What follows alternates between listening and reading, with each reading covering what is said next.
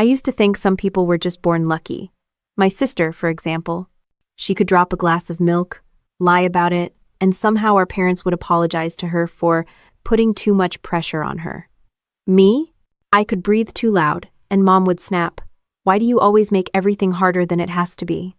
That was the soundtrack of my childhood.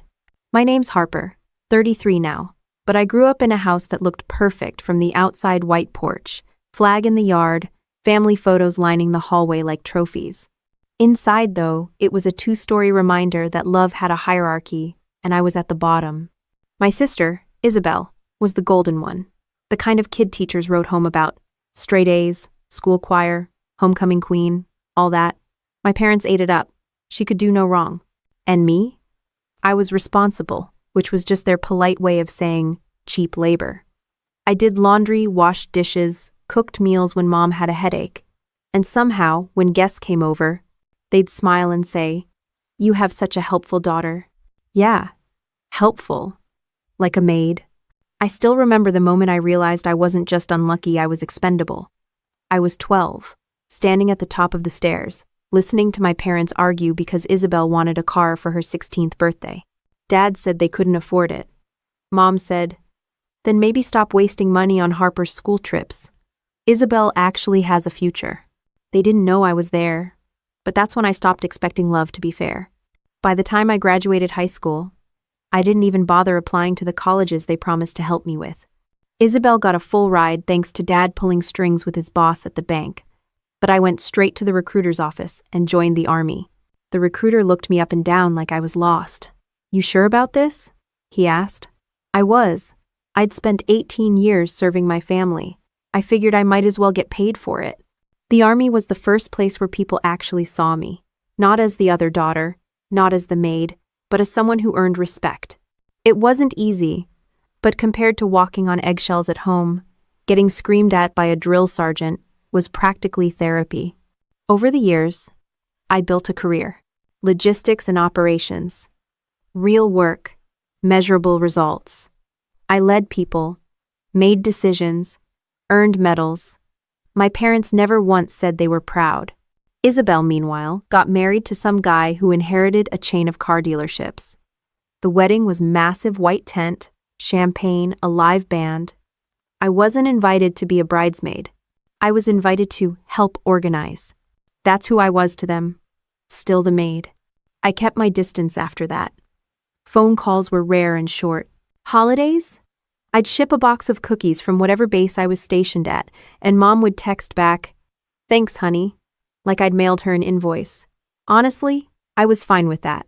I didn't need their approval. I had my unit, my brothers and sisters in uniform, and a sense of purpose they'd never understand. Then last spring, I got the call. My grandfather, Colonel Walter Graves, had passed away, 91 years old, decorated World War II vet, Korean War advisor, the kind of man whose handshake could quiet a room. He was the only person in that family who'd ever treated me like I mattered. When I was a kid, he'd let me sit in his office, flipping through his old service photos, listening to him talk about leadership, integrity, and honor. He used to tell me, "Never forget, Harper blood makes you related, but loyalty makes you family." I lived by that, still do. So when I heard he'd died, I didn't even think twice. I booked a flight home, not for my parents, not for Isabel, but for him. The funeral was everything you'd expect from a man like him: flags, medals, men in uniform saluting. My parents were front and center, crying louder than anyone, like grief was a competition. Isabel showed up in black designer heels and sunglasses that probably cost more than my car. I stood near the back, in my dress uniform, quiet, no tears, just respect. After the service, people started to leave.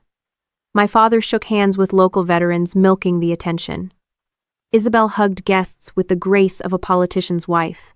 I was about to slip out when an older man in a navy blazer approached me. Late 70s, maybe. Sharp eyes. He looked familiar, like one of Grandpa's old service buddies. "You're Harper, right?" he asked. "Yes, sir," I said.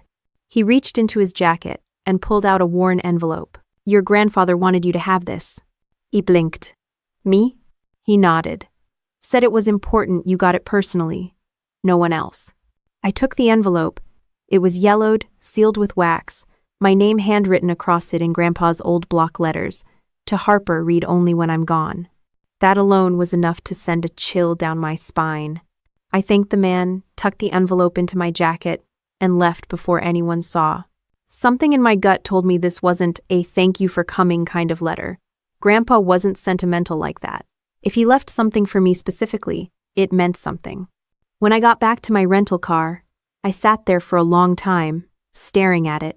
I don't know what I expected, maybe some advice, a story, or closure. But when I opened it, what I found wasn't any of that. It was a single page, typed, with Grandpa's signature at the bottom. The first line made my stomach drop. Harper, if you're reading this, it means I've failed to protect the truth. What you've been told about my estate is a lie. I froze. My pulse spiked. The estate? He had a house, some land, military pensions, and a few investments. Isabel had told me Mom and Dad handled everything that Grandpa left everything to the family. The letter continued. The will they'll show you isn't the one I signed. I left the majority of my estate to you. Your sister changed that after my first stroke. Ow sec. My chest tightened. I read it again, slower this time, trying to convince myself I'd misunderstood. But no, it was clear. Grandpa left everything to me. Isabel had forged the will. There was more. I have reason to believe your parents know, but chose silence to protect her. I'm sorry, Harper. I wanted you to know the truth, even if it cost the grave's name everything. My hands were shaking. I looked around the parking lot like someone might be watching. But it was empty. Just me and that letter. Sitting in the car of a woman who'd spent her whole life serving everyone else, finally realizing she'd been robbed by her own family. I folded the letter carefully and slid it back into the envelope. My heart beat loud in my ears. For years, I'd thought my family just didn't love me. Turns out, they'd stolen from me too. And for the first time in my life, I wasn't planning to let it slide. The sound of rain hit the windshield as I drove away from the cemetery, the letter still sitting on the passenger seat like a live grenade. My stomach twisted between disbelief and fury. Isabel had always been selfish, but forging a will? That wasn't teenage vanity or sibling rivalry. That was crime-level greed. I pulled into a diner off the highway, one of those places with flickering neon signs and coffee that tastes like regret. I slid into a booth and ordered nothing but black coffee, the kind that feels like punishment. The letter sat on the table between my hands, wrinkled from how tightly I'd been gripping it. What the hell was I supposed to do? Call my parents? March to Isabel's mansion and wave it in her face? No. That's what she'd expect, a hot-headed move she could twist into. Harper's losing it again. She was always good at that. I snapped a photo of the letter with my phone and encrypted it into my cloud storage, old habits from the Army. We were trained to never hold a single point of failure. I might not have been in combat anymore, but the strategy still applied. Protect your intel, choose your battlefield, strike when the enemy's guard is down. A waitress with tired eyes poured me a refill. You all right, On? You look like someone ran over your dog. I gave her a faint smile. Something like that. No. When I left the diner, the air smelled like wet asphalt and gasoline. I sat in my car for a while, scrolling through my contacts. I had friends in logistics, in the reserves, even a few in military legal. But who could I trust with this? A forged will, family fraud. It was personal, not tactical. I needed someone who could help me prove it without turning it into a circus. I drove back to my motel and opened my laptop. The first thing I did was look up the official county record for my grandfather's estate. Sure enough, there was a copy of the will filed 2 weeks before his death. The executor listed? My father. Figures. Then I noticed the date on the notarization.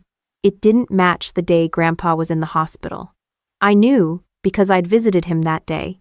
He couldn't even hold a pen, let alone sign a legal document. My pulse kicked up. This was bigger than family betrayal. It was fraud and possibly forgery across state lines. I took screenshots of everything and backed it up. If my sister thought her crime was buried with Grandpa, she hadn't met me in combat mode. By the next morning, I had a plan. I called an old friend from base, Sergeant Lucas Price, now working with the Army's Legal Affairs Office. We'd served together for years. He was one of the few people I trusted completely. Price here, he answered, his voice still carrying that clipped military rhythm. Lucas, It's Harper. I need a favor. Off the record. There was a pause. You in trouble? Not yet, I said. But my family might be. I explained the basics: my grandfather's death, the forged will, and the letter that started it all. He didn't interrupt, didn't question me until I was done. Finally, he said, "You still have the letter?" "Yeah. Original copy. I digitized it too." "Good. Keep both secured. Don't confront anyone until we verify. You know chain of custody rules?" I almost laughed. "Lucas, I trained half the base on chain of custody." "Right. I'll get in touch with a contact who deals with estate fraud. Former JAG lawyer. Civilian now. I'll tell him to expect your call." He gave me a number and hung up. I sat back on the bed, the cheap motel comforter squeaking beneath me. It wasn't lost on me how ridiculous this all was. I'd spent years handling million-dollar logistics operations overseas, coordinating troop movements, tracking assets across continents. Yet here I was, unraveling a white-collar crime committed by my own sister in our family's living room. Before I made the call, I decided to test something. I sent Isabel a text. "Hey, Grandpa's funeral was nice. You holding up?" A few minutes later, the 3 dots appeared. Then her reply came. "Barely. He was such a great man. Mom's devastated." "No." I stared at the screen. No mention of the will, no hint of guilt, just fake grief wrapped in small talk. I sent another. "By the way, who handled his estate? Dad?" Another pause. "Yeah, he took care of everything. Why?" I typed and deleted my reply 3 times before settling on. "Just wondering, Grandpa meant a lot to me." "I know. He loved you too," she sent back, followed by a heart emoji.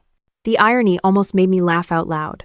When I finally called Lucas's contact, the man introduced himself as Attorney Raymond Cole, a former military lawyer turned private investigator specializing in estate disputes. He had the calm voice of someone who'd seen too much bullshit to be surprised by anything. "Miss Graves," Sergeant Price filled me in, he said. "You're alleging a forged will?" "I'm not alleging it," I replied. "I have written proof from my grandfather and evidence that the official document doesn't match the hospital records." "All right, send me everything you have: scans, metadata, timestamps. I'll cross-check signatures, notary details, and witnesses." "I can do that." "Good. And Harper?" His tone softened. "Whatever we find, stay level-headed. Family cases like this can get personal." I almost smiled. Personal's an understatement. Whoa. By evening, I'd sent everything: photos of the letter, estate filings, screenshots, even samples of Grandpa's old signatures from military paperwork I'd kept. Cole confirmed receipt and promised a preliminary review by the next day. That night, sleep was out of the question. My brain kept replaying every moment from childhood, reinterpreting things I'd ignored. The way my parents always let Isabel handle Grandpa's mail. The time he mentioned revising his will to even things out, and Mom had changed the subject immediately. The way Isabel got unusually nervous when Grandpa had his first stroke. It was all there, hiding in plain sight. I just hadn't seen it because I'd been too busy trying to earn scraps of affection from people who saw me as a tool. The next morning, Cole called. "Harper, you sitting down?" "Always a good sign," I said dryly. The will on file was definitely tampered with. The witness signatures are fake, copied from another document. And the notary listed? Retired 5 years before the date shown. I felt a cold rush down my spine. "So it's confirmed?" "Not officially yet, but yes. It's a forgery. The original will was likely destroyed or replaced. Your sister and father would both have needed access." For a moment, I didn't say anything. My throat felt dry. Cole continued. "We can file a civil complaint first, keep it quiet while gathering admissible evidence. But if you want this to go public, you'll need a criminal case. That's where your military background could help. Your credibility's solid, and the Army tends to take integrity very seriously." I exhaled slowly. "You're saying use my reputation to force them to face it." "I'm saying you've got leverage, Sergeant." I thanked him and hung up, staring at the motel wall. A cheap painting of a lighthouse hung crooked above the bed. I thought about Grandpa, how he'd always talked about honor like it was oxygen. Maybe this was my version of carrying that forward. I wasn't sure yet how to confront Isabel or my parents, but I knew one thing. They'd built their comfort on a lie, and I was done keeping their secret. I grabbed my keys and the envelope from the nightstand, the paper soft from handling. My pulse was steady now, my mind clear. I wasn't going to beg for truth. I was going to prove it. The house hadn't changed much. Same white porch, same manicured lawn, same flag hanging out front like the family inside represented something worth saluting. I parked a block away, not because I was scared, but because I wanted a minute to steady my pulse. You can serve 2 tours overseas and still not be ready to face your mother. I took the letter out of my bag and tucked it inside my jacket, then started walking. The neighborhood smelled like barbecue and fertilizer, all too normal for a place built on lies. When Mom opened the door, her eyes flickered with that same polite confusion she used to give me at family gatherings, like she was trying to remember what my name was before deciding whether I was welcome. "Well," she said, smoothing her hair, "look who decided to visit." I gave her a tight smile. "Missed me, huh? Don't be dramatic, Harper. You never call, you never write." And Croot. "I've been busy serving the country," I said. "How's retirement treating you?" Her lips thinned. She hated when I reminded her I'd chosen duty over family brunches. "Your father's in the study," she said finally. "Isabel's stopping by later." Perfect. The air inside was thick with furniture polish and false comfort. Photos of Isabel's wedding covered the walls, her in white lace, my parents glowing beside her like she'd cured cancer. I wasn't in a single picture, not even one from childhood. Dad looked up from his desk when I stepped into the study. "Harper," he said, standing like a man greeting a stranger. "You should have called first. Didn't want to ruin the surprise." He gave me the same careful smile he used when reporters came around during Grandpa's memorial events. "You hear about the funeral?" "Yeah," I said, closing the door behind me. "That and the will." His smile vanished. "What about it?" I placed the envelope on his desk. "You tell me."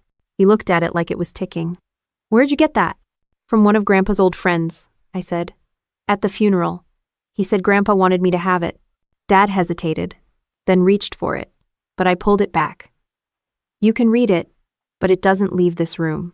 He nodded slowly, and I handed it over. Watching his eyes move across the page was like watching ice crack.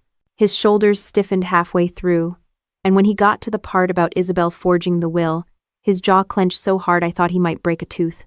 "This is ridiculous," he said finally, tossing the letter onto the desk. "Walter was confused near the end. You know that. Isabel handled things because he trusted her." "Trusted her to fake his signature?" I asked. "Watch your tone." I leaned forward. "I've seen the county filings, Dad. The notary listed on the document retired 5 years before it was signed. You want to explain that?" He blinked just once, but that was all I needed. Silence, confirmation's quieter cousin. Mom appeared in the doorway then, her arms crossed. "What's going on?" "Your daughter's accusing her sister of fraud," Dad said, voice tight. "I'm not accusing," I said. "I'm proving."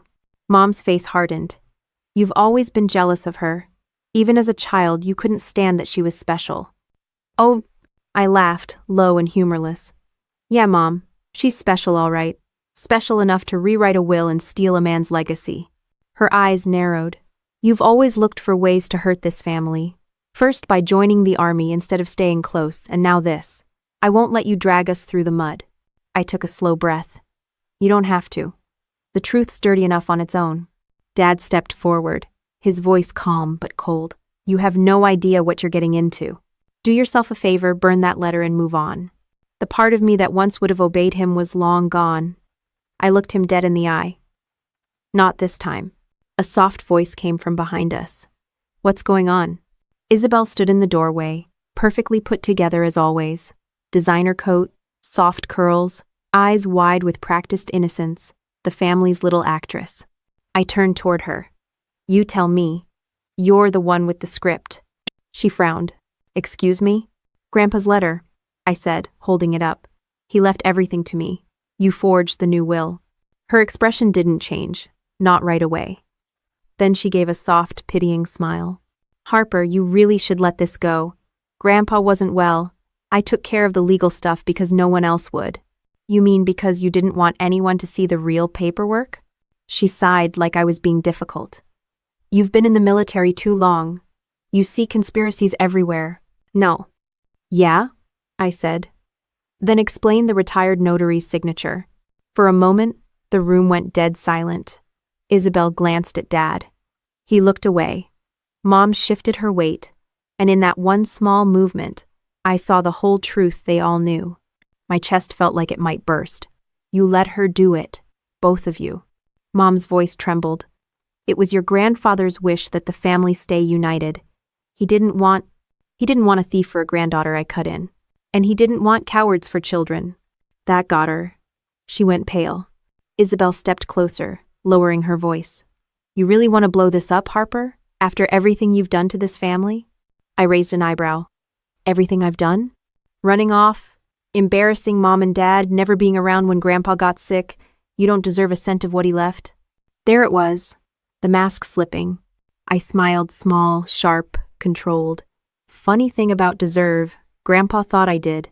That's why he wrote my name, not yours. Her face went red. For a second, I thought she might slap me, but instead she grabbed her purse and hissed, "You're insane," before storming out. The door slammed hard enough to rattle the windows. Mom turned to me, voice cold again. I hope you're happy. Not yet, I said. I picked up the letter from Dad's desk and tucked it back into my jacket. You might want to call your lawyer. Because I already did. That. I walked out before they could answer, boots clicking against the polished floor. Outside, the air felt sharper, cleaner. I got into my car, gripping the steering wheel, pulse steady. For the first time, the weight of their judgment didn't feel heavy, it felt fueled. As I drove back toward town, I saw Isabel's car up ahead, parked crooked by the curb. She was sitting inside, phone pressed to her ear. Probably calling her lawyer, or maybe her husband, rehearsing her next performance. I passed her without slowing down, but for a split second our eyes met through the windshield. Hers were wide, calculating, not scared, strategizing. Good. Let her plan. Let her make the next move. I wasn't her quiet, invisible sister anymore. I was the woman their lies built, and I was ready to tear their kingdom down one truth at a time. The first thing I did after leaving that house was park behind a hardware store and let out the breath I'd been holding for 20 years. My hands were shaking, but not from fear adrenaline, the kind that comes right before a mission starts. I'd spent my whole adult life tracking logistics, tracing shipments, and catching people who thought they could hide things in plain sight. And my sister had just volunteered to be my next case study. I grabbed my laptop from the passenger seat and connected to the diner Wi-Fi. The one good thing about small towns, no one locks their networks. I pulled up Ward Marine Industries' website. That company had been my grandfather's pride and joy, built from scratch after his Navy retirement, specialized in parts for naval vessels, all legit back then. Isabel and Dad had taken over the board after his stroke. The homepage looked fancy flags, shipyards, corporate pride, but the moment I opened the financial section, I could smell the rot. A consulting fund listed under Maintenance Logistics, created in 2010, the year Grandpa first got sick. $20,000 in recurring transfers, no vendor listed, just a private account under the initials SW. SW, my sister's initials. I scrolled faster, cross-checking dates, scanning PDF invoices. Every month, like clockwork, payments left the company and disappeared into that fund. Whoever set it up wasn't even careful. It was lazy corruption. I emailed the data to Attorney Cole and called him right after.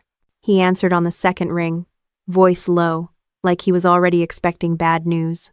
I found a consulting fund tied to my sister's initials, I said. 20 grand a month, same as clockwork. Do you have the account number? Partial.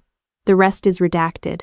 All right, he said, the calm tone of someone already 10 steps ahead. I'll subpoena the records if needed, but for now, don't trigger anything that could alert them. Can you verify who manages their accounts? My father, I said. Figures. Cole sighed. You're looking at internal fraud, layered over inheritance fraud. That's a pattern. A pattern.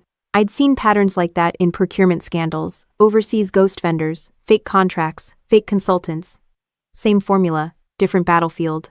When I hung up, I texted Lucas Price, the Army contact who'd connected me to Cole. Need a favor. Off-the-record check on Ward Marine contracts. He responded 5 minutes later. Copy that. Sending through the DoD vendor list. While waiting, I drove out toward the docks where Ward Marine operated. The place used to hum with energy when Grandpa ran it. Now it looked sterile, corporate, lifeless.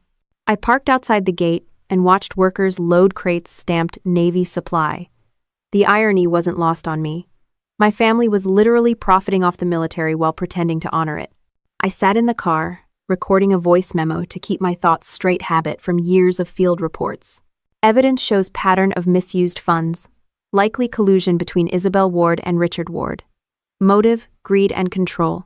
Objective, uncover full trail of assets. My phone buzzed again. It was Lucas. He'd sent the vendor list. Ward Marine had secured 3 Navy maintenance contracts over the past decade. One stood out, awarded in 2012, right after Grandpa's second stroke. The contact listed for negotiation: Isabel Ward, VP Operations. The contract amount: $46 million. That explained why she'd forged the will. It wasn't just about inheritance, it was about locking down control before the Navy started sniffing around. I copied everything into a secure drive. Then I noticed a side building with a faded sign: Records Office. No security guard, no cameras outside. I waited until dusk before slipping around the back, pulling my jacket tighter as the wind picked up off the water. The door was locked, and a simple magnetic sensor was wired to the window. Old tech. I remembered from my training how to disrupt the signal with my phone's magnet. A quick slide, a soft click, and I was inside. The place smelled of oil and dust. Rows of filing cabinets lined the walls. I turned on my phone flashlight and scanned labels: payroll, invoices, legal.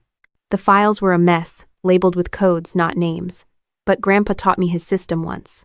CI wasn't just random letters, it stood for critical invoices. I pulled out the folder labeled CI, 2010 to 2013. I opened it. Dozens of receipts, all billed to the same entity, SW Consulting. Each invoice signed by my father. Payment authorization signatures matched perfectly, too perfectly. The same digital stamp used over and over. I took photos of everything. Hands steady now, adrenaline fading into focus. Then, halfway through the stack, I found one labeled December 2012 Bath Naval Contract. That one was different. It had a note scribbled at the bottom in my grandfather's handwriting: Review irregularities before submission. Numbers don't add up. It was dated 2 weeks before his accidental fall. My throat tightened. Grandpa hadn't just been suspicious, he'd known. A sound behind me made me freeze. Footsteps. Slow, deliberate. "Who's in here?" a man's voice called. I killed my flashlight and ducked behind a file cabinet. The beam of another flashlight swept the room. It lingered on the open window, then the empty folder drawer. "Damn kids," the voice muttered before footsteps retreated toward the front. I waited until the silence stretched, then slipped back out through the window, heart pounding but steady. Back in my car, I texted Cole again. "I have physical copies, consulting invoices signed by my father, possibly tied to Navy contracts." Grandpa questioned them before his death. He responded almost instantly: "Secure everything. I'll cross-verify signatures and date stamps. Don't keep originals at home." I smiled grimly. "You think I'm new?" I drove to a nearby self-storage facility and rented a small unit under a fake name, Old Military Protocol. Inside, I stashed the photos, letter copies, and the invoices. Evidence chain secured. By the time I got back to the motel, it was past midnight. I made coffee that tasted like burnt cardboard and stared at the wall, running through possibilities. My parents would circle the wagons, Isabel would weaponize her social network, and local authorities would probably side with them. Small towns protect their successful families. That meant I needed bigger leverage, something federal, something military. I called Lucas again. "You still up?" He chuckled. "You forget I work nights now. What's up?" I found invoices tied to a Navy contract, fake consulting. Grandpa flagged them before he died. "Jesus," he muttered. "You think it's connected to his accident?" "I don't think anything," I said. "I'm collecting facts." "All right, I'll talk to Bryce Keller over at Defense Contract Audit Agency. If those payments touch federal money, it's fraud on a military scale." Fraud on a military scale. My family had outdone themselves. After the call, I pulled up my sister's social media. She was at a charity gala that night, smiling next to her husband, champagne glass in hand. The caption read, "Proud to support our veterans and honor Grandpa's legacy." My stomach twisted. She'd used his name, his honor, to fund her empire of lies. I opened the next browser tab and typed Navy contract fraud penalties. Maximum sentence, 20 years. Minimum, 5. I wasn't after prison time. Not yet. I was after truth. But sometimes truth and justice overlap nicely. I leaned back in the chair, the old motel light flickering above me. Somewhere between the buzz of the bulb and the hum of the mini-fridge, I felt it, the calm before a fight.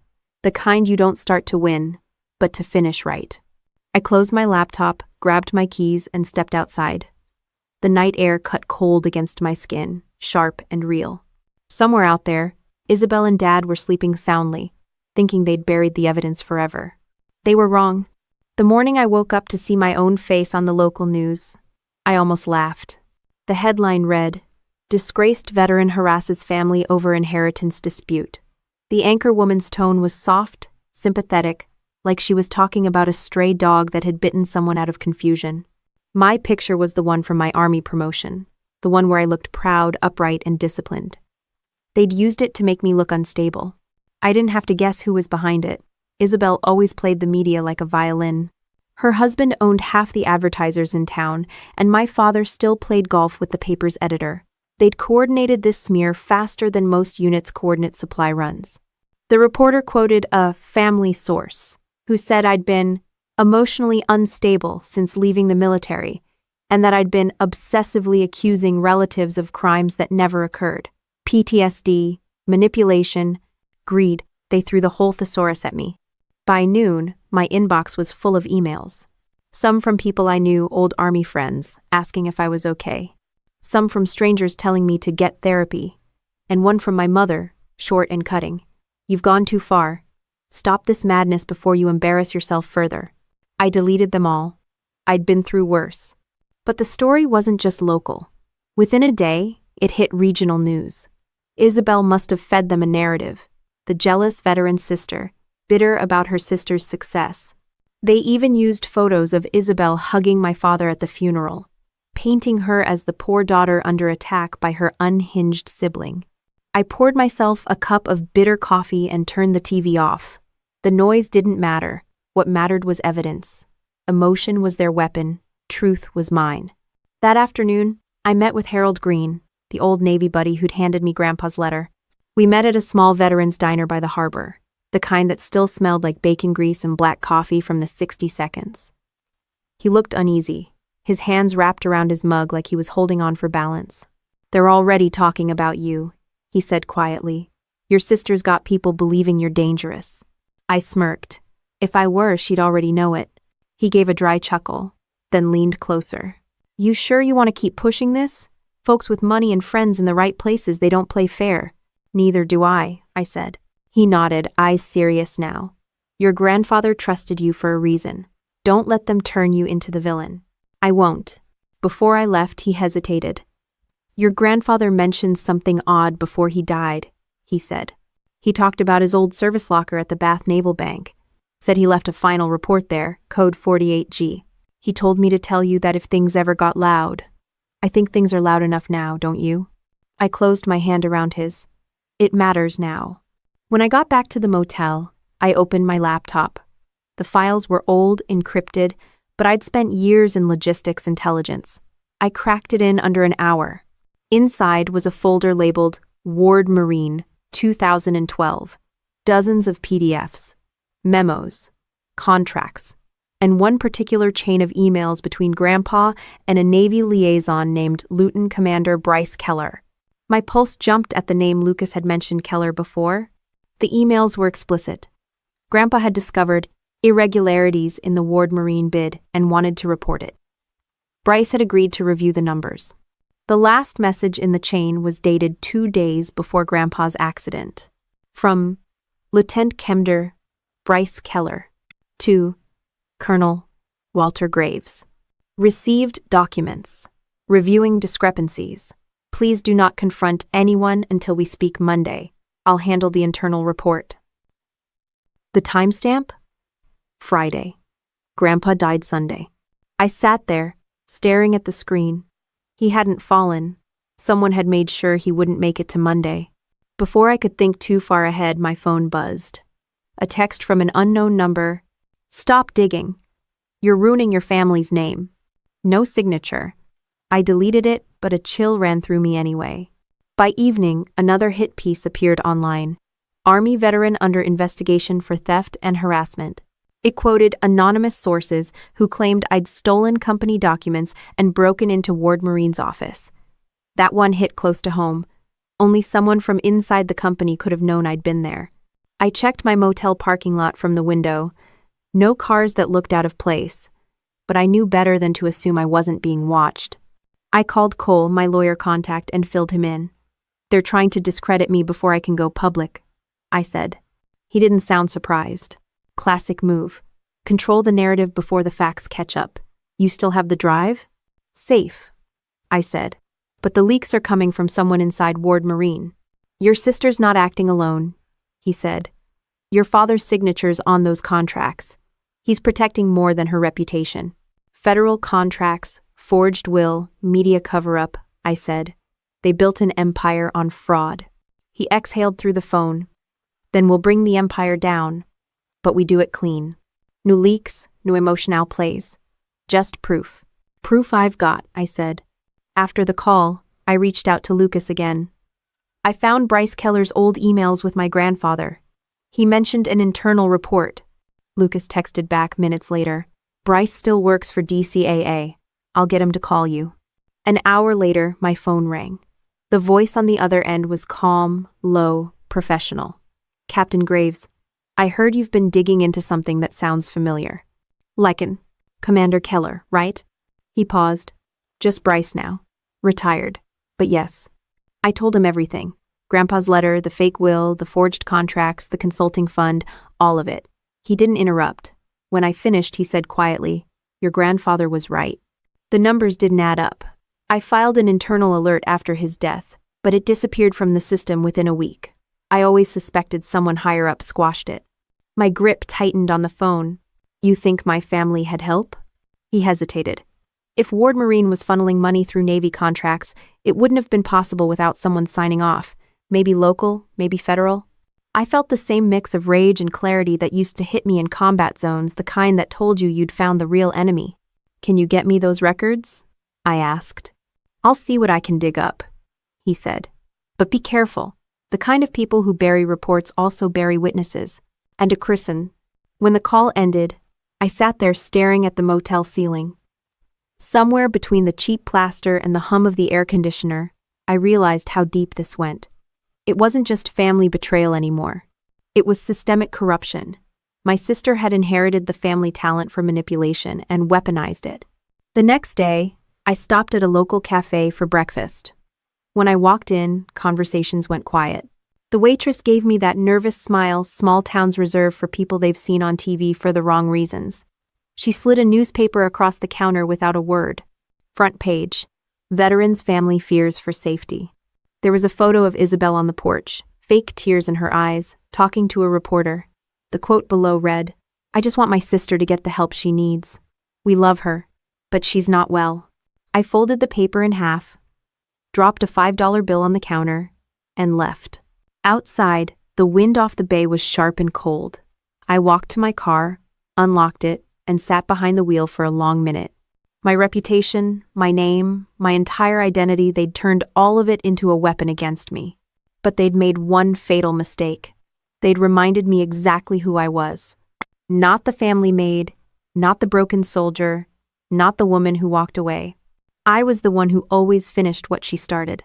I'd learned in the army that when you're surrounded, you don't fight harder, you fight smarter. Let your enemies underestimate you. Let them think they've won. And then you move in silence until you own the field. That's exactly what I was doing now. The smear stories had done their job. Half the town looked at me like I was a walking cautionary tale. The other half didn't make eye contact at all. Perfect. They'd stop watching closely. And that gave me room to move. I packed up my motel room carefully, like a soldier breaking camp, and drove to Bath Naval Bank. It was the kind of place old money families used for private safekeeping. The kind of bank that didn't advertise, didn't ask questions, and never lost records. I walked in wearing civilian clothes, hair tied back, posture straight but unassuming. The clerk behind the desk glanced up. "Can I help you?" "Yes," I said, sliding over a note. "Locker 48G authorization code, Cole Legal." "Yee." Her expression didn't change, but she typed something on her screen, then nodded. "One moment." She returned with a metal key and led me through a hallway lined with vault doors. The air smelled like metal and old paper. Inside the vault, the clerk gestured to a small safety box built into the wall. "Take your time," she said and left. I unlocked the compartment and pulled out a small black envelope with my grandfather's name printed on it. My hands felt steady, but my pulse was pounding. I opened it and found a USB drive, a stack of typed documents, and a folded note written in his handwriting. "If you're reading this, Harper, they think they've won. They haven't. This drive contains everything. The contracts, the invoices, the signatures. Do not trust anyone in the family. Find Bryce Keller. He'll know what to do." My throat tightened. He'd known how far they'd go. He'd seen it coming. I slipped everything back into the envelope, tucked it into my jacket, and left without looking back. Back in the car, I called Bryce Keller. He answered on the first ring. "You found something, didn't you?" "Locker 48G, I said. Grandpa left me a USB drive, said you'd know what to do." "I'll meet you halfway," he said. "There's a secure federal workspace 2 towns over. Quiet place, bring everything." Oh. 2 hours later, I was sitting across from him in a bland government building that smelled faintly of coffee and printer ink. Bryce was built like an oak tree, solid, calm, eyes that had seen too much and judged none of it. He slid his laptop across the table. "Plug it in." The drive booted up instantly. Folders labeled contracts, invoices, correspondence, each one filled with PDF scans, signatures, and timestamps. We started opening files together, and with each one, the temperature in the room seemed to drop another degree. Ward Marine had been funneling Navy money into consulting accounts under fake vendors, one of which was SW Consulting, the same name I'd found earlier in the internal invoices. Each payment had approval signatures from my father and Isabel. Then came a string of documents labeled Internal Dispute 2012. A memo from my grandfather to the company board, marked Urgent. Oh. Significant discrepancies found in Navy contract number B47. Consultant payments unauthorized. Possible fraud. Recommend full audit and notification of DCAA. Below that, a reply from Isabel. "Dad, you're overreacting. Please rest and let us handle the business. It's taken care of." And then nothing. No follow-up. No response. 2 months later, he was dead. Bryce leaned back, rubbing his jaw. "He tried to report it," he said quietly. "And they shut him down." Looks like they shut him up too," I said. Bryce nodded. "This isn't just inheritance fraud, Harper. This is federal contracting fraud. That means bribery, false reporting, maybe even homicide if they silenced him." The word hit harder than I expected homicide. I'd thought it, but hearing it out loud made it real. He started copying the files to a secure drive. "I'll open a review through DCAA. Quietly at first. We can't alert anyone until the data's verified." "Understood." Before I left, Bryce handed me his card. "If you get any contact from your family, calls, threats, anything, record it. They're going to panic once they realize we've opened the vault." That night, I checked into a different motel under a fake name. Same habits that kept me alive overseas kept me safe here. Every sound mattered. Every light flicker drew attention. I backed up the files 3 different ways. Encrypted copies on drives hidden in separate locations. Around midnight, my phone buzzed. Private number. I let it ring twice before answering. A familiar voice said, "You're playing a dangerous game, Harper." "Hello, Isabel," I said evenly. "You think you're clever?" she said. Her tone was calm, polished, the kind she used when she knew people were listening. "Digging through old papers, dragging our name through the mud?" "Your name," I said. "Not mine. You've always been jealous. Grandpa pitied you, that's why he wrote that nonsense. Do yourself a favor and stop. You're not equipped for this world." I let out a low laugh. "You really shouldn't say that to someone who's been trained to fight wars, Isabel." She paused, voice colder now. You're going to regret this. The line went dead. I sat there in the dark, letting the silence settle. Fear wasn't the right word for what I felt, it was focus. She just confirmed everything without realizing it. The next morning, Bryce called again. I've gone through half the data. It's legitimate. The Navy contracts were inflated by millions. Your sister and father siphoned the difference through fake vendors. I nodded, even though he couldn't see me. How long before the audit becomes official? Soon, he said. But when it does, they'll know exactly who triggered it. Good, I said. It's time they finally look me in the eye. I hung up and stared out the motel window at the parking lot, where an old truck idled across the street. Its headlights flicked off, but the engine stayed running. Maybe nothing. Maybe something.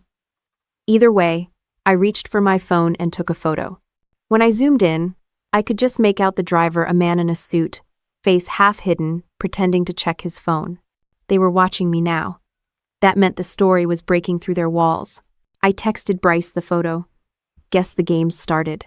He replied, "Stay sharp. They're desperate. Desperate people make mistakes." End quote. I closed the curtains and sat back, the weight of everything pressing against my ribs. Somewhere, my family was scrambling, their perfect image cracking under the pressure. Grandpa's words echoed in my head, honor doesn't die with the truth. Maybe that was why he'd chosen me. Not because I was the smartest or the most loyal, but because I was the one they'd underestimated. The truth was coming for them, and this time, it wasn't staying buried. The morning air felt heavier than usual, like the world was holding its breath. I sat in my car outside the federal building in Augusta, a folder of evidence on the seat next to me, thumb tapping the steering wheel in steady rhythm. Bryce had called at dawn. DCAA was moving forward with an internal investigation. Quiet, confidential, but official. The kind that made people in suits start deleting emails. Inside, Bryce introduced me to two investigators who looked like they hadn't slept in a week. One of them, a woman named Agent Myers, spread the documents out across the table. Captain Graves, this is substantial. If everything checks out, this could trigger a federal audit on Ward Marine's entire contract history. I nodded, keeping my voice even. You'll find more once you start digging. The paper trail's just sloppy enough to expose them. The other agent leaned forward. You sure you're ready for this to go public? When the audit begins, your family will know you're the whistleblower. They'll figure it out either way, I said. Might as well make it official. Bryce gave me a small nod. That quiet kind of respect soldiers reserve for people who've already decided they're going to war. By noon, the formal request for audit was in motion.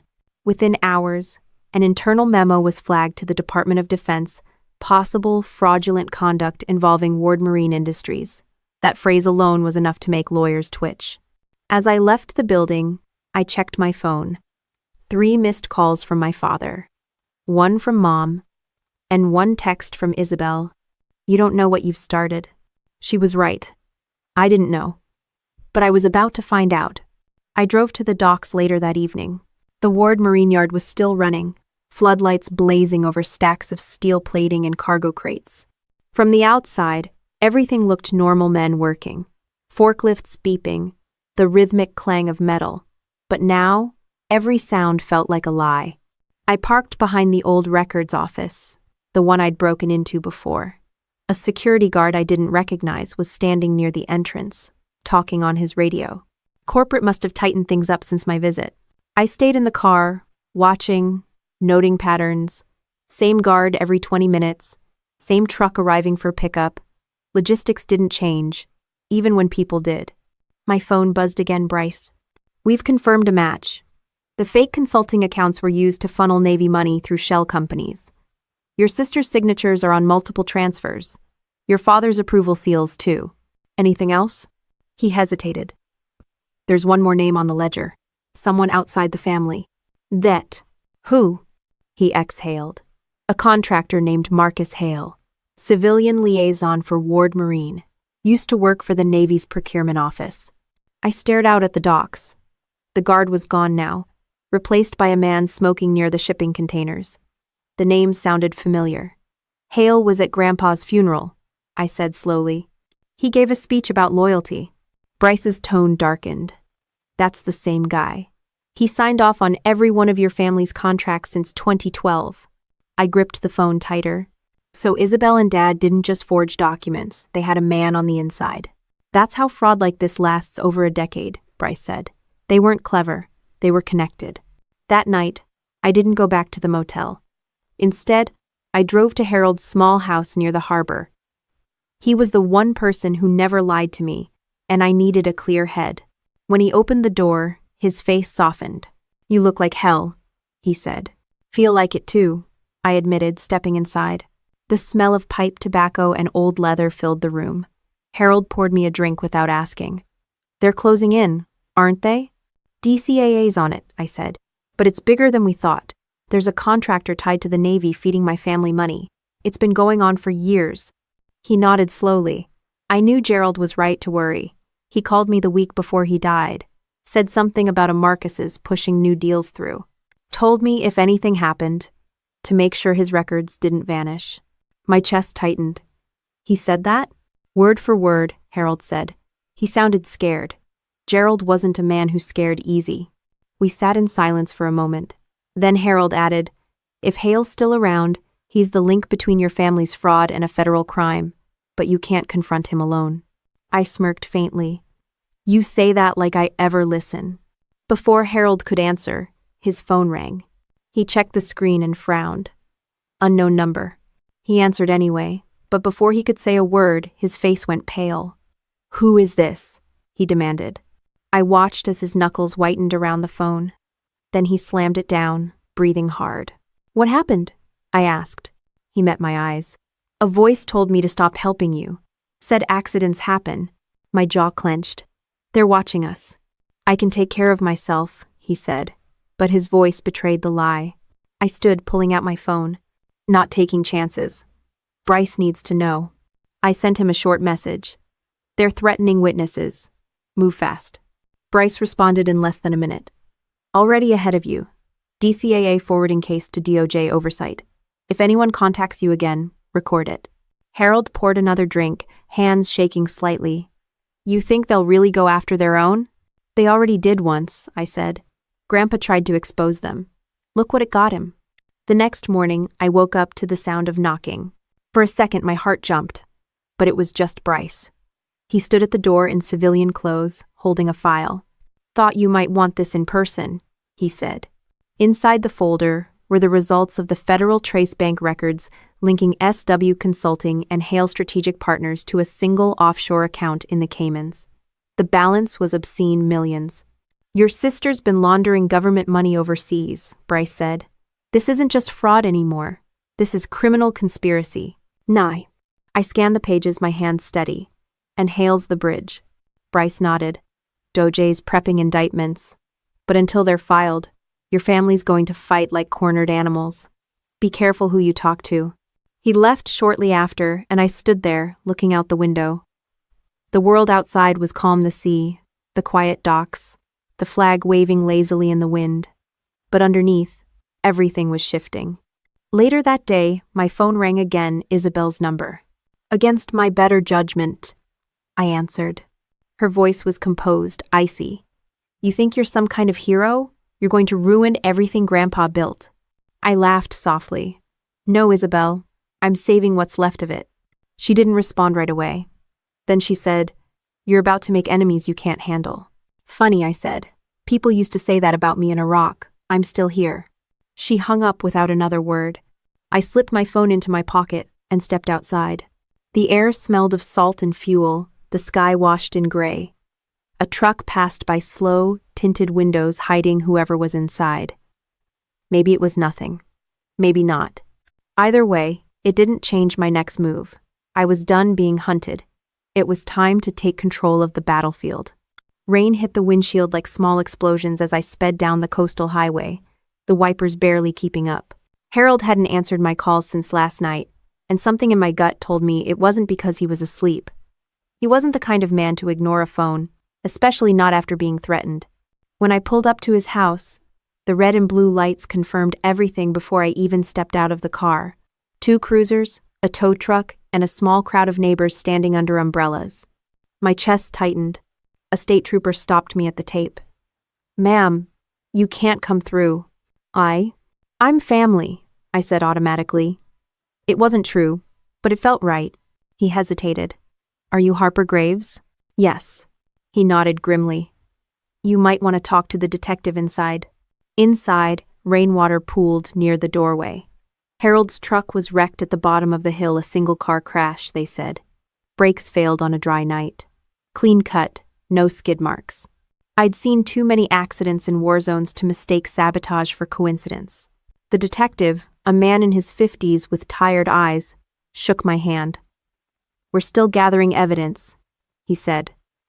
Looks like he lost control near the bend. I looked him straight in the eye. He was being threatened.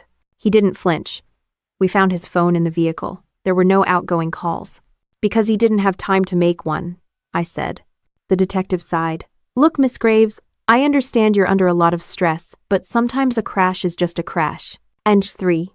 I stared past him, through the rain-smeared window. And sometimes it's a cleanup. He didn't answer, and I didn't push. There was no point. People like my family had money that erased suspicion. Back in the car, I sat motionless for a while, gripping the steering wheel until my knuckles went white. Losing Harold hit harder than I expected. He'd been my last link to Grandpa, the last person who'd believed me without needing proof. But grief wasn't going to stop me. If anything, it lit the fuse. I drove straight to the motel, grabbed my laptop, and logged into the encrypted server Bryce had set up. A new message waited. Audit confirmed. DOJ preparing subpoenas. Expect movement within 48 hours. B.K. The kind of message that meant the walls were about to cave in. But it also meant I had a narrow window 2 days before my family realized their entire empire was under federal review. I wasn't just going to let the government handle it. They'd sanitize everything, reduce it to paperwork and quiet settlements. I wanted the truth to hit daylight. I spent the next few hours compiling a video statement. Something clean, factual, impossible to twist. Just me, sitting at the motel desk, the letter from Grandpa and copies of the contracts beside me.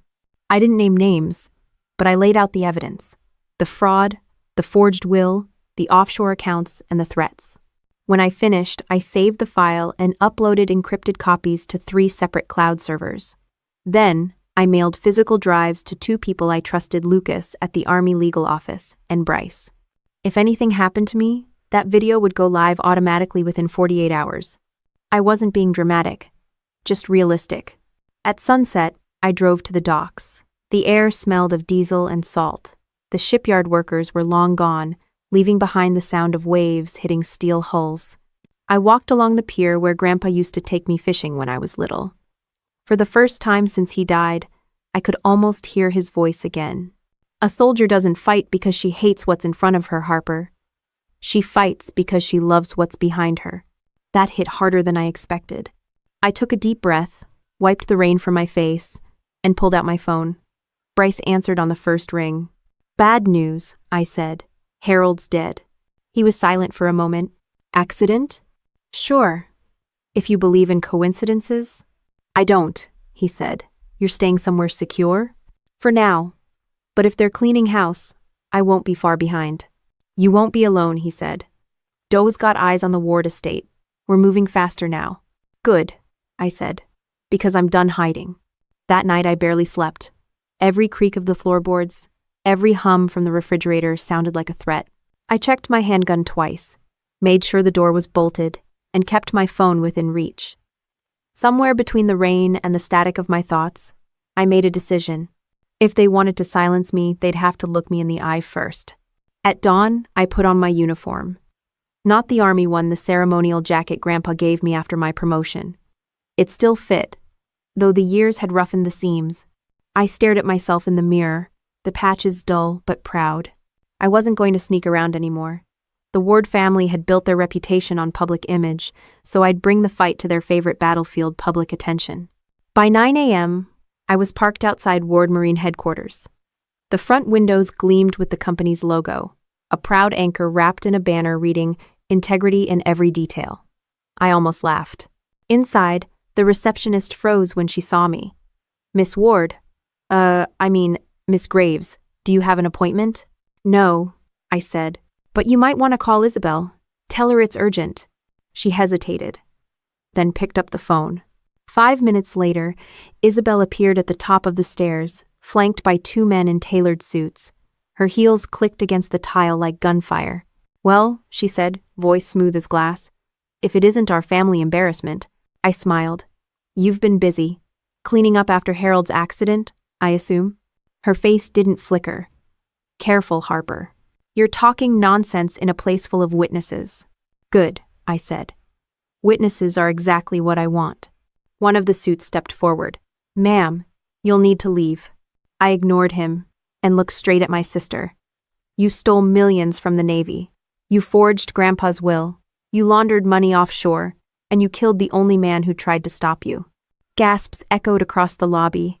Employees peeked out from cubicles, phones already recording. Isabel's mask slipped for just a second, eyes wide before she regained control. Security, she said coldly. Now. The guards approached, but I didn't resist. I wanted them to escort me out, it made better footage. The moment I stepped outside, half the staff was whispering, and a dozen videos were probably already hitting the internet. Back in the car, I called Bryce. You're about to get company, I said. They'll come for damage control. He didn't sound alarmed. Let them. We've already served subpoenas. By the time they spin their story, we'll have theirs in writing. The rain had stopped, but the clouds still hung low, heavy and gray. I drove aimlessly for a while, the adrenaline fading into something sharper resolve. I stopped at a gas station to refuel, grabbed a bottle of water, and checked my messages. One from Lucas. FBI looped in. You did the right thing. Stay put for now. For once, I smiled. Maybe I had done the right thing. Not for revenge, not even for justice, but because someone had to finish what Grandpa started. As I got back into the car, I caught my reflection in the rearview mirror, tired eyes, rain-streaked hair, but something else underneath. Strength. The kind that doesn't come from winning, but from refusing to back down when everything around you says quit. The morning news hit harder than any bullet I'd ever faced in combat. Every major outlet was running the same headline. Federal investigation targets Ward Marine Industries in defense contract fraud probe. Beneath the headline was a picture of Isabel and my father, both walking out of a courthouse with cameras flashing in their faces. I watched from the motel, coffee in hand, the bitter taste matching the chaos on screen. The anchor's voice was calm and deliberate. Sources close to the investigation allege long-term misappropriation of Navy funds, falsified audits, and bribery involving a former procurement officer. The Department of Justice has confirmed multiple subpoenas. Then came the part that twisted the knife. Whistleblower identified as Captain Harper Graves, U.S. Army. They'd leaked my name. Bryce called seconds later. You saw it. Yeah, I said, eyes still glued to the TV. Guess I'm famous now. He sighed. The press leak came from inside Ward Marine's PR team. Damage control. They're trying to paint you as unstable, resentful. Your family's lawyers are feeding the media a story about mental strain from deployment. Of course they are, I said. When they can't discredit the evidence, they'll try to discredit the person holding it. Don't engage publicly, he warned. Doja's got your back now. Let the evidence speak. As a now.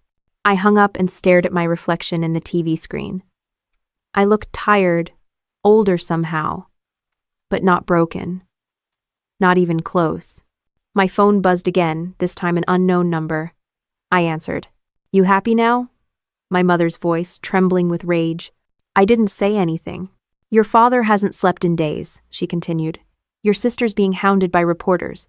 The company's collapsing. Our name, I interrupted sharply, is built on lies. You chose this the second you covered for them. She inhaled sharply, trying to regain composure. You don't understand what it's like, what we had to protect. Protect? I laughed bitterly. You mean the money? The image? Because you sure as hell didn't protect Grandpa. Her silence said more than any defense could. I ended the call before she could spin another excuse. Minutes later, the motel manager knocked. He looked nervous. Ma'am, you've got people outside asking for you. Reporters, I think. I peeked through the blinds, 2 vans, 3 cameras, and a man in a cheap suit holding a microphone. I grabbed my bag, slipped out the back exit, and drove away before they could catch a glimpse. Everywhere I went, the story followed. On the radio, on social media, even in the cafe where I stopped for a sandwich. People whispered. Some looked at me with admiration, others with suspicion. That evening, Bryce arranged a meeting with DOJ agents downtown. I arrived early, hair pulled back, military ID in hand. The conference room was full lawyers, investigators, and a few men in uniform whose ranks outstripped mine by miles. The lead prosecutor, Janelle Pierce, shook my hand firmly. "Captain Graves, thank you for coming. We've reviewed the material you provided. It's solid. You've helped us uncover one of the largest defense fraud cases in recent years." I nodded, keeping my tone professional. "I didn't do it for headlines. I did it because my grandfather tried to do the same thing, and he died for it." Her expression softened. "We know. His original audit request was buried under falsified reports. You brought it back to life." Another agent handed me a folder. "We've issued arrest warrants for Isabel Ward, Richard Ward, and Marcus Hale. We expect them to surrender within 24 hours. "Expect," I repeated. "You think they'll just walk in?" "Not all of them," Janelle admitted. "Your sister's already retained a criminal defense team." Hale's vanished. I leaned back in the chair, staring at the table. "Then he's running scared." "He's also dangerous," she said. "If he contacts you, don't engage. Let us handle it." After the meeting, I stepped out into the drizzle, the city lights reflecting off wet pavement. My phone buzzed again, another unknown number. Against better judgment, I answered. A low voice said, "You don't know what you've started, Captain." "And for Marcus Hale," I said evenly. "You think this ends with your family?" His tone was calm, almost conversational. "You've exposed a network that runs deeper than you realize. Walk away while you still can." "You're scared," I said. "Good. You should be." He chuckled. "Bravery's admirable, but it won't keep you alive. Your family's not your only enemy now." The line went dead. I saved the call recording and texted it to Bryce immediately. "He's out there. Sounds desperate." 9. He replied within minutes. "Understood. We're tracing it. Stay off-grid tonight." I drove to an old Army contact's cabin about an hour north, a quiet place surrounded by pine trees and silence. It wasn't much, but it was defensible. The kind of place you could see people coming from half a mile away. That night, sleep came in pieces light, restless, the way it used to during night patrols overseas. At some point, headlights flashed briefly through the trees, then disappeared. Maybe it was nothing. Maybe it wasn't. At dawn, my phone pinged again. "Bryce. They've been arrested. All 3. I exhaled slowly, the first real breath I'd taken in weeks. "Where?" "Your father and Isabel turned themselves in through their lawyers. Hale was picked up at a private airfield trying to board a jet to Belize." I stared out at the mist-covered lake behind the cabin. "So it's over." Bryce paused before answering. "It's starting to be over." Then, hours later, the news channels were filled with footage of my sister and father in custody, walking side by side in matching gray suits that somehow made them look smaller. Reporters shouted questions, cameras flashed, and for once, they had nothing to say. But the real punch came from a different headline. "New evidence suggests Ward Patriarch's death may have been foul play." End quote. The story detailed Grandpa's last days, the memo he'd written, the calls he'd made, the witnesses who'd been ignored. Now, with the new evidence from the USB drive, investigators believed his death wasn't natural at all. I didn't cry. I thought I would, but instead, there was this strange calm. Like my body finally accepted what my mind had known all along. Later that afternoon, I met Bryce at the DOJ office again. He handed me a folder, photos, statements, autopsy records. They reopened the case. "Your grandfather's cause of death is officially under investigation." I flipped through the papers, my throat tight. "He didn't die alone for nothing." Bryce nodded. "You made sure of that." I closed the folder and looked him in the eye. "Now let's finish it." When the town announced a memorial service to honor the late Walter Graves and the Ward family legacy, I knew exactly what Isabel's lawyers were trying to do. Optics. The perfect distraction. While federal charges tore through their public image, they wanted one last performance, a solemn, picture-perfect goodbye to a man they'd betrayed. I didn't plan to attend. But the morning of the service, I found myself driving toward St. Andrew's Church anyway, the kind of place where sunlight never quite touched the corners, where every stained glass window felt like it was watching you. The parking lot was full local politicians, business owners, old Navy officers. Everyone wanted to be seen, supporting the grieving family. The same people who'd turned their backs on Grandpa when rumors of confusion started spreading years ago. Inside, I slipped into a back pew. My uniform was pressed, my hair tied back tight, no name tag, no medals, just a soldier paying respect. Isabel was at the front, wearing black like it meant something. Her husband beside her, face stiff, with rehearsed sadness. My father sat near the pulpit, shoulders heavy, his eyes somewhere far away. The choir sang something soft and forgettable, and the pastor began talking about forgiveness, about the burden of truth, and the courage to heal.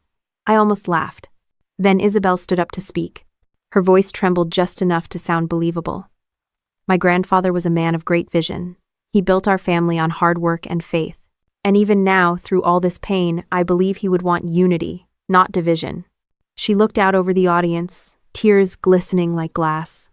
Our family has faced terrible accusations, lies meant to destroy what he built, but we know the truth, and that truth will stand.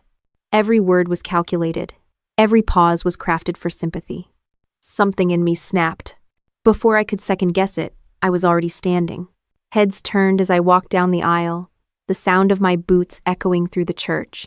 Isabel froze mid-sentence, her polished expression faltering.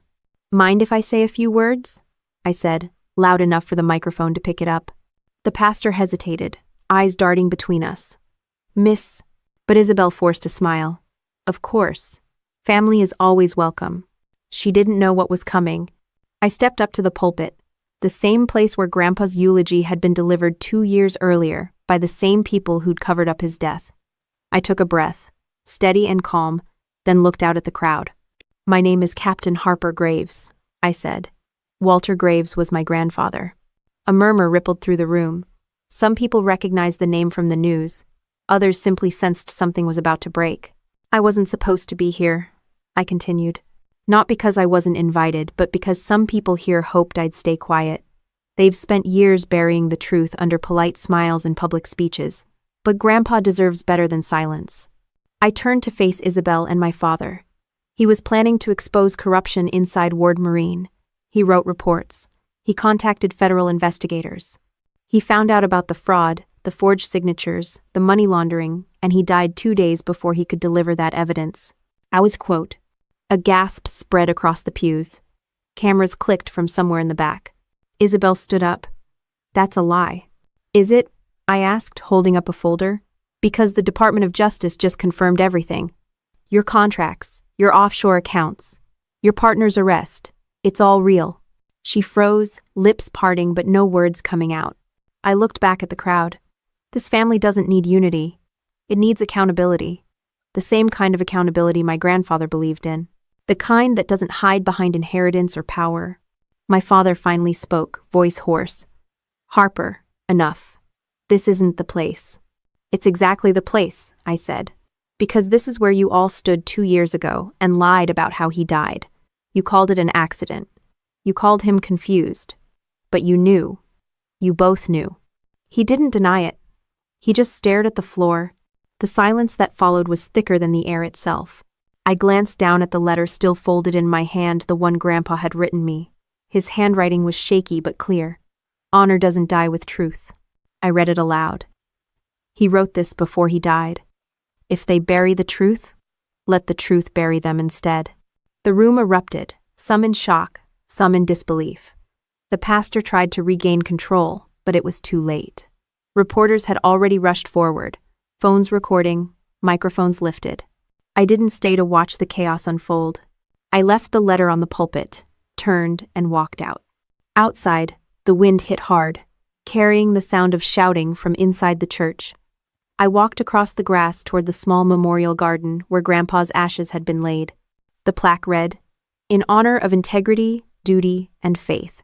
I crouched down, brushing the raindrops off the metal. "You got your truth, old man," I whispered. "Took a while, but we made it." Behind me, footsteps crunched on the gravel. I turned to see Bryce standing there, raincoat draped over one arm. "You sure know how to make an exit," he said. Had to give the crowd a real story for once. He chuckled. Doj's phones are blowing up. The press coverage actually helps. Public transparency kills half their defense arguments.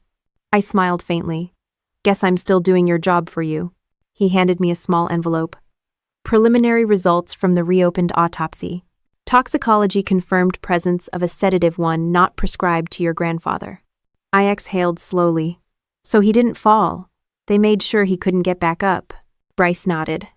You were right all along. I looked back at the church, where people were spilling out, some shouting, others crying.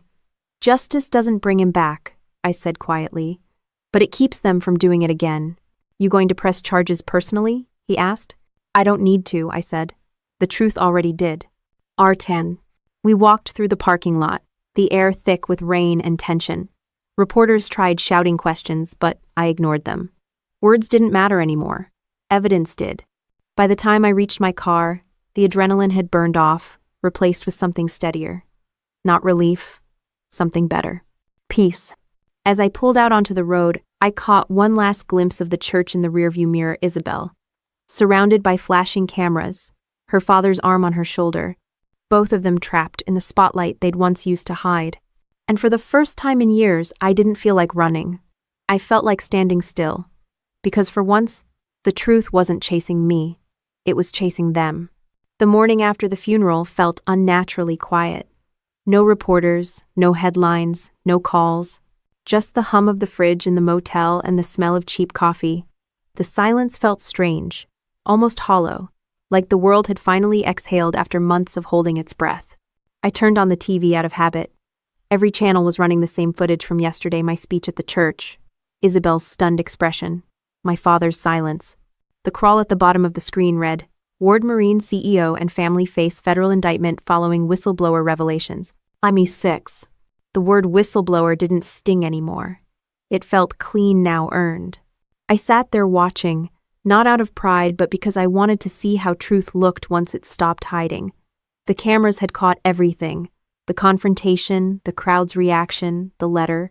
No editing, no manipulation. Just facts finally louder than lies. The door knocked once, then again. I opened it to find Bryce, holding a folder and a paper cup that smelled far better than motel coffee. Figured you'd run out, he said, handing me the cup. You know me too well, I said, taking a sip. So what's in the folder? Don't tell me you're here for small talk. He gave a half smile and sat down. The DOJ closed the first phase of the investigation. Your sister and father have both entered plea negotiations. Hale's cooperating, turning over evidence to reduce his sentence. I leaned back. Coward's way out, but at least it gets the job done. Bryce nodded. The feds will seize Ward Marine's assets, freeze accounts, and issue restitution orders. Most of it will go back to the Navy. Some will be redistributed to the Veterans Fund your grandfather originally proposed. You might actually see that foundation in his name become real. I stared at the folder. He'd like that. He always said the company was supposed to serve the people who served this country, not rob them. Bryce flipped to another page. There's more. The revised will, your grandfather's original one, has been authenticated. The estate reverts to you as sole beneficiary. I blinked. You're kidding. Nope. The forged version's officially invalidated. He paused, then added, By the way, that last threatening text message you got? We traced it to one of Hale's low-level associates trying to spook you. He's in custody now. It's truly over. I laughed, though it came out tired. Guess it's poetic justice. The daughter they called a disgrace ends up owning everything they built off fraud. Bryce smiled. You could sell it, rebuild it, or shut it down. Whatever you choose, it's yours now. I looked out the window at the strip of sunlight breaking through gray clouds. I'll keep the name, but not the business. I'll turn it into what Grandpa wanted, a foundation for Navy families, scholarships, veterans programs, real service, real honor. Bryce nodded, a quiet approval in his eyes. He'd be proud. For a moment, the weight of it all settled in. Months of fighting, of digging through lies, of being hunted and humiliated, it all condensed into that simple truth. It was over, and the right side had finally won. Then Bryce's phone buzzed. He frowned, read a message, and handed it to me. It was a news alert. Breaking. Isabel Ward released on bail, pending sentencing hearing. I sighed. Of course she's out. She'll spin it somehow. She always does. Maybe, Bryce said. But she can't spin federal court. Later that afternoon, I drove to the beach, where Grandpa used to take me fishing. The pier had changed over the years, new boards, new railings, but the ocean smelled the same. Salt and steel and home. I stood there for a long time, listening to the waves. My uniform jacket felt heavy, but in a good way, like armor that had done its job. For the first time in months, I wasn't angry. I wasn't scared. I just was. I thought about Grandpa, about Harold, about the night in the records office, the threats, the silence that followed every truth I uncovered. Every moment of fear had led here to the calm after a long, ugly war. My phone buzzed again. It was Bryce. I answered. Harper, you're not going to believe this, he said, his voice buzzing with energy. The story has reached the Pentagon. I just got off the phone with Lieutenant General Marshall's office. They're creating a new civilian oversight position on the Navy's Integrity Review Board, and your name is at the top of the list. Think of it as turning your nightmare into a new mission. I didn't know what to say for a second. You're serious? He chuckled. Completely. Someone with your background and your moral spine, we could use more of that. You'll get the official offer this week. When the call ended, I just stood there, the sound of the ocean filling the silence. I'd lost a family, but I'd found something better purpose. That night, I visited Grandpa's grave one last time. The grass was damp, the stones simple and clean. I laid a folded copy of his letter beside the flowers. They finally heard you, I said softly. The truth's out. The company's yours again, in name and spirit. You won, old man. A breeze came through, then strong, cool, and steady. Maybe it was coincidence, maybe not, but I took it as an answer. Back at the car, I checked my phone one last time. The world had already moved on to new scandals, new distractions. But somewhere between those endless headlines, one story lingered. Whistleblower captain exposes family's multi-million-dollar fraud, restores legacy of fallen patriarch. It wasn't about revenge anymore. It wasn't even about justice. It was about reclaiming the truth from people who thought they could own it. Before I started the engine, I looked out at the horizon gray sky, breaking into streaks of gold. For once, I didn't feel like a soldier without a mission. I felt like someone who'd finally finished one. As I drove away, I passed the Ward Marine sign still hanging over the entrance to the shipyard. Rusted, weather-beaten, half the letters faded. I pulled over, grabbed a wrench from the trunk, and climbed up the side ladder. With one firm twist, the metal W gave way, crashing into the dirt below. The sign now read simply, Graves Foundation. I climbed down, dusted my hands, and smiled. The name fit. It didn't matter who believed the lies anymore. The truth had already taken root, and it was louder than any family name, any inheritance, any headline. As I got back into the car and drove toward the setting sun, the reflection off the ocean flashed against the windshield, sharp and blinding. For the first time in years, I didn't look away. Because this time, it wasn't something I was running from. It was something I'd finally earned.